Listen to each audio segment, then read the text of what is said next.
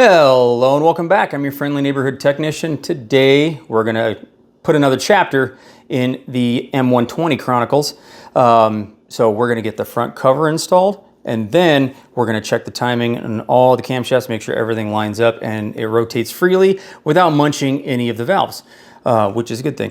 So let's get to that. But before we start, you notice that in the last video when we installed these, one of these wasn't available. I'm pretty sure it's that one.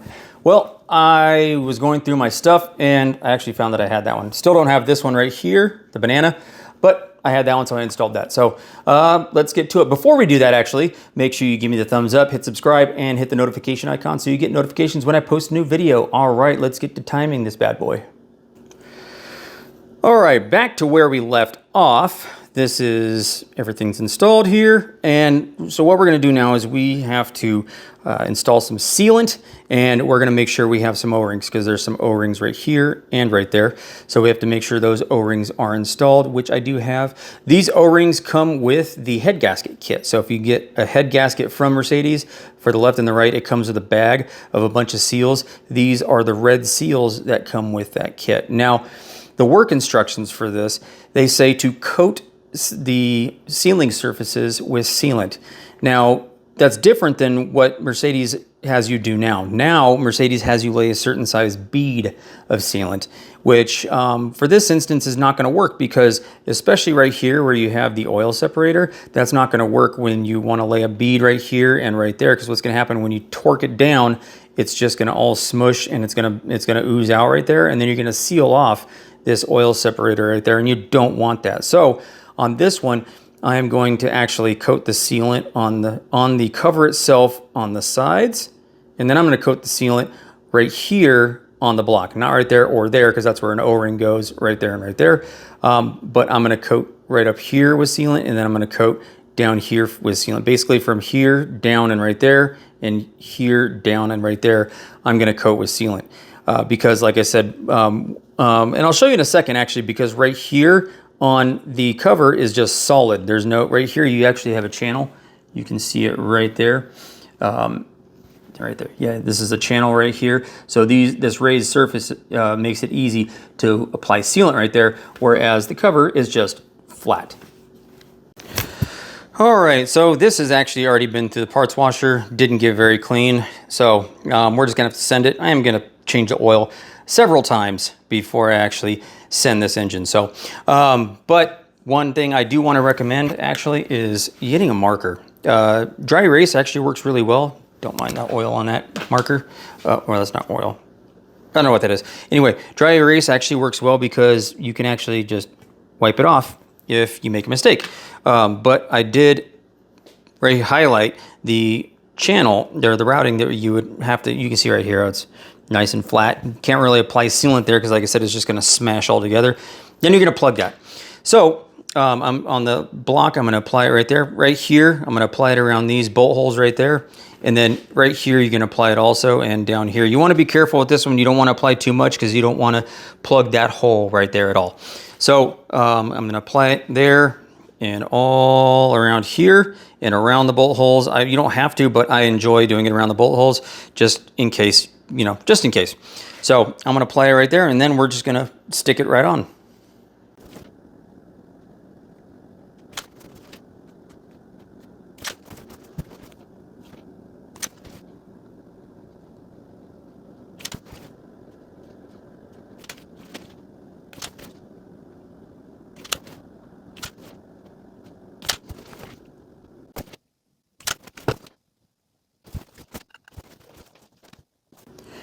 All right, there we go, just like that. We have the sealing surface of the oil separator coated with sealant, and it's very, very thin coat. So now we're going to install the front timing cover. Now all you gotta do is line it up with the dowels. There's one right here, and there's one right here. And then also make sure you have this seal right here. It fits right there. And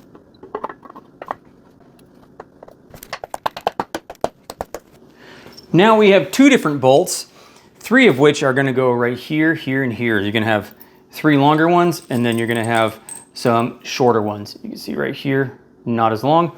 So the you're gonna have these three. These three are gonna be empty, but I'm not gonna leave those empty because I want this to torque down and I want the sealant to cure evenly. So I have some spare bolts that I'm gonna put right here and right here. I couldn't find a third one, so I'm just gonna make it work. And then these get tightened down to 21 Newton meters.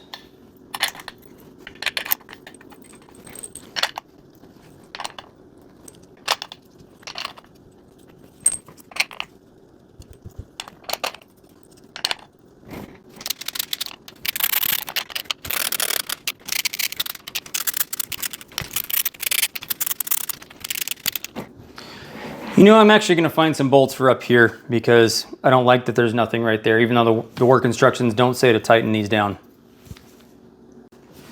Actually, I lied. It does say to tighten down a bolt right here.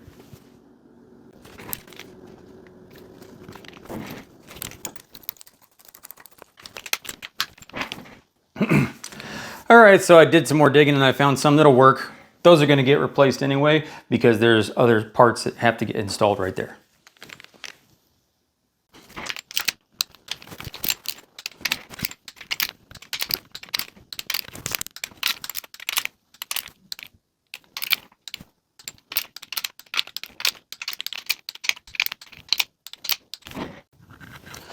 Next, we're going to install the timing chain tensioner. There's your part number right there, 120-050-0211. Now, your timing chain tensioner is going to come in several parts, and installing it requires several different steps. You can see right here, it comes with the timing chain case or body, and it comes with the piston, it comes with the spring and the seal. Spring and seal, you can see it.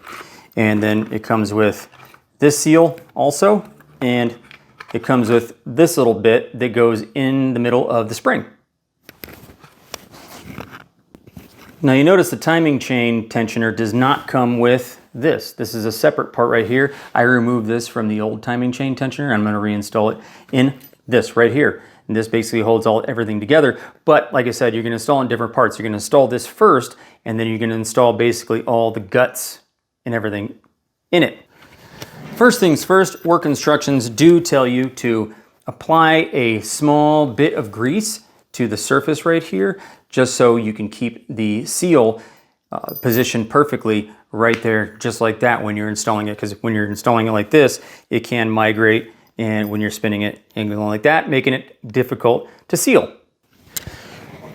Now, you're gonna install it just like this in here. Now, depending on which line of the work instructions you want to pay attention to, it says to tighten this down to 50 Newton meters, and then 3 lines below that says tighten it down to 80 Newton meters. So we're just gonna make sure it's tight, and we're gonna tighten it down to 80 since that's what it also says to do. So if we tighten down to 80, then that's gonna seal, and we're gonna be good. Now that we have that installed, we're going to install this piece right here. It does have a snap ring right down there at the bottom. You're going to want to coat this with oil so it goes in there and you don't, start the engine up and it's dry in there. So you do want to coat this with oil first. Then you're just going to slide it on in, just like that. And that snap ring will pop in when you put the spring in, then you tighten stuff down. All right, next you're going to get this little plastic piece and the spring that just goes inside the spring, just like that. Then that goes in here, and you're going to see right now that snap ring is going to pop in there.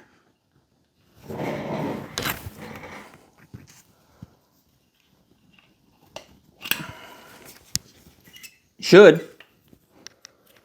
Okay, now it's in there, and this is going to slide in there. And then you're going to put this on the end and start threading it in, which may or may not be a little difficult. So if you have a 10 millimeter Allen, that'll help.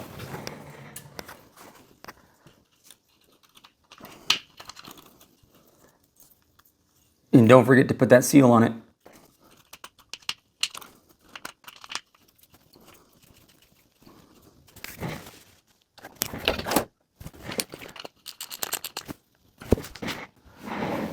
Okay, so something to note, timing chain tensioner design has changed. Looks like this now, but before it looked like this. And you can see right here, the ceiling ring is inside there. So on the old one, this actually fit in here and was pretty much flush with the top of that. But this is the only part number that the parts guide lists. So that's the one that we're using. But you can see it is tensioning pretty well. And we're going to tighten this down to 40 Newton meters.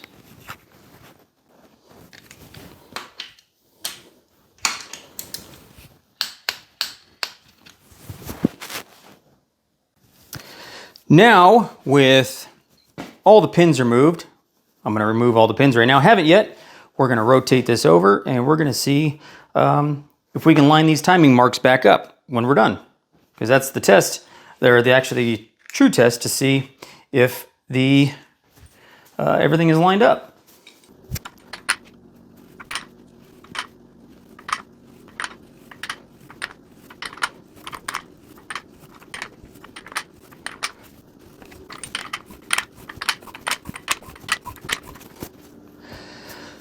Well, we've made more than a full turn. That's good news. That means that none of the valves are hitting the pistons.